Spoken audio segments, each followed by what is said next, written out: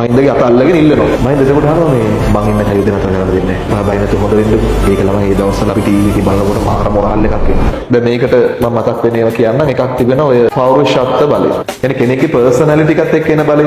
මම දේශපාලනිකව එකඟ නොවන තැන් කොච්චර තිබුණත් අදටත් අපිට පිළිගන්න වෙනවා මෑත ඉතිහාසයේ අපේ ලංකාවේ බිහි වෙච්ච හොඳම දේශපාලන පෞරුෂ වලින් එකක් තමයි කවුද? මහින්ද රාජපක්ෂ. දැන් කියන්නේ බන්න බල්ලෙක් කියලා හරිද? right?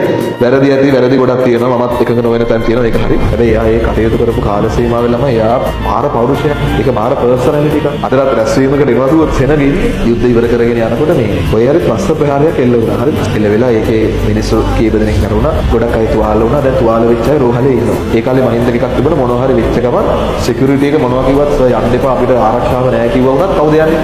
මහින්ද යනවා. මහින්ද යනවා හොස්පිටල් එකට ගිහිල්ලා දැන් කට්ටියත් එක්ක කතා කරනවා.